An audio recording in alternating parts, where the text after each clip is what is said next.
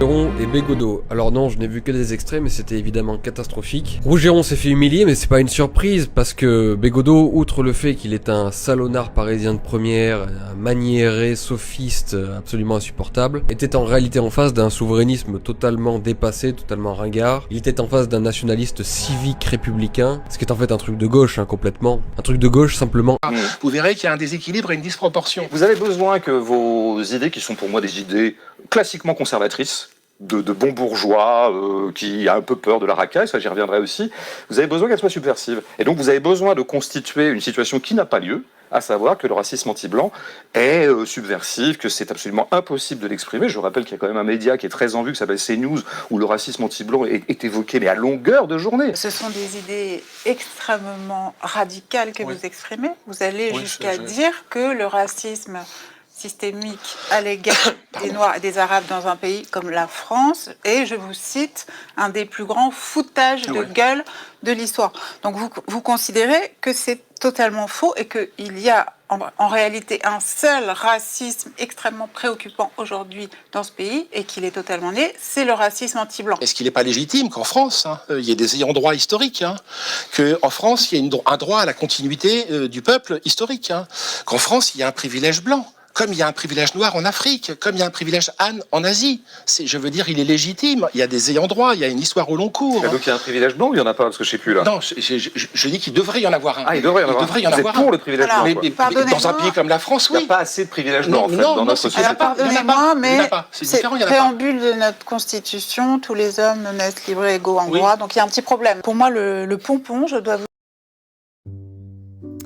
La semaine dernière, une fois n'est pas coutume, François Bégodeau est allé débattre contre un droitard. Cette fois-ci, il avait face à lui François Bousquet, charmant monsieur que vous voyez au début de la vidéo précédente, portant un bouc et des lunettes, qu'il avait déjà affronté il y a un peu plus de 3 ans, si je ne m'abuse, chez lui, chez François de Bousquet, sur la chaîne YouTube de la revue Éléments. À l'époque, François de Bousquet, qui est un identitaire, qui travaille pour cette revue depuis des années, c'est la revue principale de la Nouvelle Droite, c'est-à-dire la partie la plus, aujourd'hui en 2025, critique vis-à-vis de la mondialisation, vis-à-vis du libéral-conservatisme, mais qui a une position paradoxale, puisque tout en accueillant des souverainistes et en ne montrant pas une appétence particulière pour l'occidentalisme, l'interventionnisme, le néoconservatisme,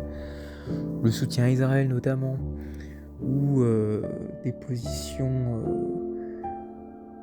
qu'on pourrait qualifier d'immédiatement racistes. C'est un journal identitaire, c'est une galaxie identitaire qui se veut en quelque sorte à l'avant-poste de la lutte civilisationnelle et donc de la lutte raciale et ethnique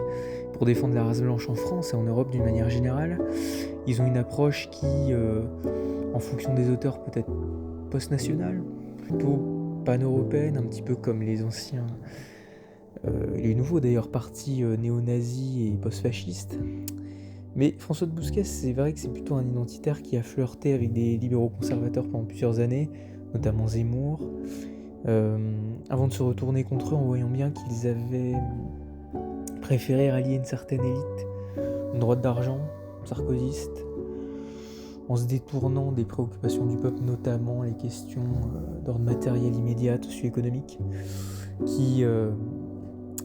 les liaient au Rassemblement national et qui, d'après eux, permettent à la droite nationale de conserver une assise très forte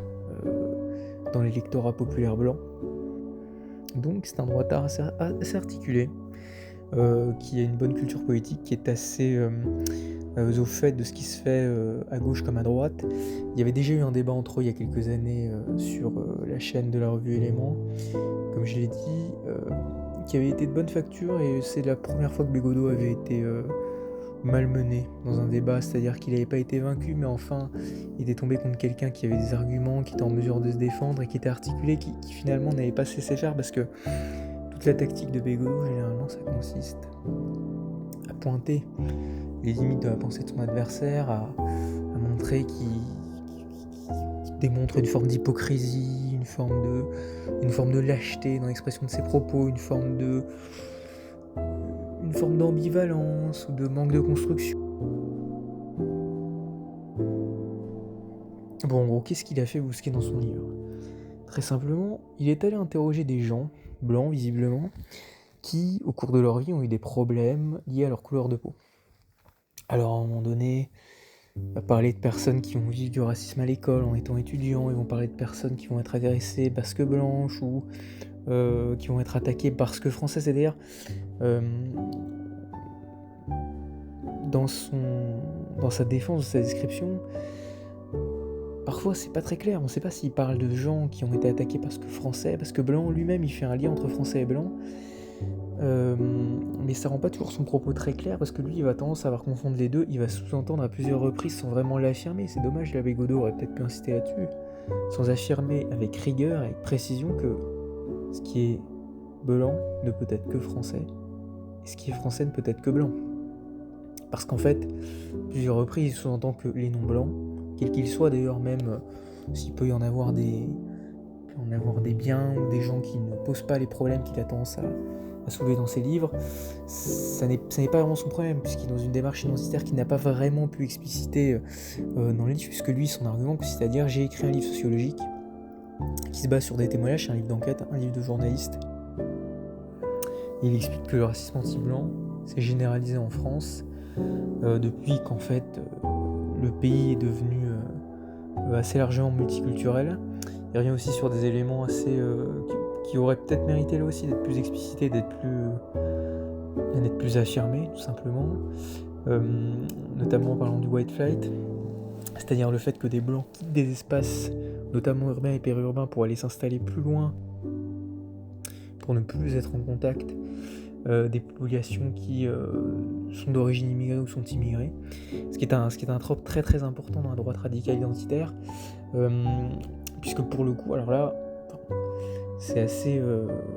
on constate qu'il y a une migration des populations blanches vers des zones périurbaines, vers des zones beaucoup plus rurales. Voilà, après, est-ce qu'on peut être sûr que c'est à cause de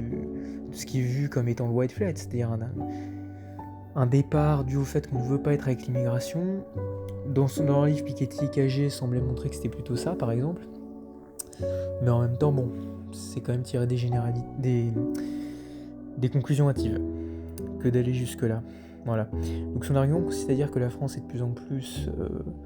touchée par le racisme anti-blanc, ce qui n'est pas normal, d'autant plus que d'après lui, la France est un pays blanc, mais ça historiquement c'est vrai, et que dans un pays blanc, comme vous l'avez vu dans la vidéo passée au tout début de la vidéo, dans un pays blanc, les blancs devraient être révérés, respectés. Ce qu'il propose à la fin est quand même assez simple. Il propose un privilège blanc, cette fois-ci parfaitement affirmé, parfaitement mis en avant par l'État, par les structures sociales françaises, qui permettraient aux blancs, sur leur territoire et dans leur pays, d'avoir une position sociale, peut-être même économique, favori. D'ailleurs, on est bien en cela qu'il s'insère parfaitement dans ce que propose idéologiquement et théoriquement la droite radicale, c'est-à-dire la préférence nationale, mais qui correspond dans un certain nombre de cas à la préférence blanche, pour que celle-ci soit dans une situation où elle est dominatrice partout, tout le temps, et qu'on ne puisse pas lui reprocher, puisque d'après lui, ça devrait être son état normal et naturel, puisqu'elle est majoritaire, et qu'elle est ici de manière continue. En fait, Bousquet défend en quelque sorte la politique du Parti national sud-africain, qui estimait que voilà. Mais bon, c'est dans un contexte différent, puisque les Afrikaners, ce n'est pas la majorité de la population, c'est d'ailleurs pour ça qu'ils ont décidé de mettre en place l'apartheid aussi rapidement. Mais lui, il estime qu'il y a une question identitaire, morale, presque plus importante que la question majoritaire, qui doit présider à la mise en place de ce nouvel apartheid français, du coup, qui avantagera les Blancs, et qui leur permettra de continuer à perpétuer dans sa tête leur culture, leur tradition, leurs coutumes, qui aussi leur permettra, ça il n'en parle pas vraiment dans le livre, même si je l'ai déjà entendu en parler, qui permettra éventuellement de réimmigrer des gens et de constituer une sorte de bantoustan blanc, voilà, en définitive. Voilà, alors les arguments de notre prof de français préféré ont déjà été pas mal usités par lui, puisqu'en fait, il explique à Bousquet de manière assez claire qu'il est d'après lui, dans le fantasme, dans l'exagération, dans l'hallucination collective, de manière un peu malhonnête en fait, parce que moi j'ai pas été convaincu par sa dialectique, j'ai été convaincu par ses arguments, mais pas par la manière qu'il a eu de les énoncer, dans le sens où en fait Bousquet va lui expliquer qu'il a rencontré des gens qui ont été traumatisés par du racisme anti-blanc, il va reconnaître que ça a pu exister, il va même dire que d'après lui le racisme peut s'exercer sur les blancs, ce qui est plutôt une position que je partage. Mais ils vont d'ailleurs pas trop s'attarder sur la notion de enfin ils vont parler du racisme, ils vont expliquer à Bousquet qu'effectivement les blancs ne subissent pas le même racisme que les autres, ce qu'il ne va pas vraiment reconnaître. Ils vont prendre des cas un petit peu plus précis, la question des CV avec Aude Lancelin, la question des CV, la question du fait que les non-blancs ont du mal à se loger, ont du mal à vivre comme les autres en France. Ça n'a pas beaucoup touché Bousquet. Là, il va être dans le concret, là, il va être dans le réel, et finalement, Bousquet va rien répondre à ça, parce que finalement, c'est un réel qui ne l'intéresse pas, qu'il n'aime pas beaucoup, qui pour lui gêne, puisqu'en fait, ça reviendrait à dire qu'il y a du racisme qui s'exerce sur les personnes qui sont non blanches, et qui s'exerce de manière très pratique, de manière très vicieuse, mais aussi de manière très visible. Là où Bégodeau me semble être un petit peu dans une position qui ne l'honore pas, c'est que quand Bousquet va lui dire qu'il va rencontrer quelqu'un qui, en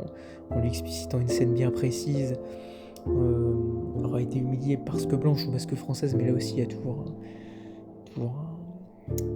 un manque de clarté, mais ça c'est un autre sujet. Bégodeau va lui dire que la personne a halluciné ou qu'elle est folle, en fait pour moi il va pas rentrer dans le cœur du problème. Au lieu de lui dire mais est-ce que vous avez vécu, enfin ce que cette personne a vécu, est-ce qu'elle vous a raconté, c'est terrible, c'est un problème, c'est du racisme qu'il faut combattre bien sûr, mais c'est une anecdote, c'est-à-dire que pour une personne qui a eu ça, 10 000, 20 000, 100 000 autres non-blanches vont vivre quelque chose de semblable, de pire, et ne vont pas être aidés, et ne vont pas être à ce point-là assistés par des figures du système, parce que même si Bousquet ne fait pas partie du système, il est aidé par des gens qui en font partie, qui reprennent son narratif, qui parlent de racisme anti-blanc à la télévision, sur CNews, qui aujourd'hui, comme l'a rappelé Bégodeau, est la chaîne la plus regardée, la chaîne d'information continue la plus regardée. Il y a presque une dizaine de magazines aujourd'hui qui sont d'extrême droite, qui parlent régulièrement du racisme anti-blanc, Causeur, Valeurs Actuelles, Le Figaro en parle je crois aussi, le JD News, un certain nombre de magazines qui aujourd'hui ont pignon sur rue, qui se vendent très bien, parce qu'ils ont un public fidèle, qui a de l'argent, qui est assez vieux, qui les lit régulièrement, et du coup, est-ce qu'on peut vraiment dire que c'est pas un sujet traité? Non, pas vraiment. Est-ce qu'on peut dire que c'est un sujet qui concerne des masses et des foules? Non, puisque Bousquet ne parle pas de statistiques, il n'y a pas de statistiques dans son livre. C'est des témoignages, c'est des anecdotes. En fait, à la fin, c'est l'exception qui va pas confirmer la règle, qui va s'émanciper vis-à-vis de la règle. En fait, c'est l'exception qui remplace la règle, le propos de Bousquet. Et c'est la même chose pour beaucoup de propos, si tu as à l'extrême droite du spectre politique, et c'est d'ailleurs pour ça que Bégodeau est si bon, parce qu'en fait il arrive à montrer toute la supercherie qu'il y a à parler d'un réel qui n'est jamais rien d'autre que l'expression de certains fantasmes, de certaines pulsions, de certaines aversions. En fait, Bousquet nous a fait le coup du « je ne vois que ce que je crois », ce qui au final nous en dit plus sur lui que sur nous, sur l'état de la société. Mais il lui était peut-être un peu plus intéressant de faire un débat véritablement sur la notion de racisme, et de débattre avec des gens qui, dans la sphère progressiste, estiment par exemple que le racisme anti-blanc n'existe pas, parce qu'ils assimilent le racisme à ce qui, d'après moi, n'est autre que le racisme systémique, c'est-à-dire un racisme qui s'exerce dans toutes les strates de la société, à partir de l'État, de manière directe, physique, symbolique, et qui finalement ne peut pas être comparé à un rapport interpersonnel seulement. Mais enfin, c'est un autre débat et nous aurons l'occasion d'y revenir. Merci d'avoir regardé cette vidéo magnifique. Mettez un like, un commentaire, un pouce bleu, enfin toutes ces conneries quoi, allez. Ciao, bye, c'est bien.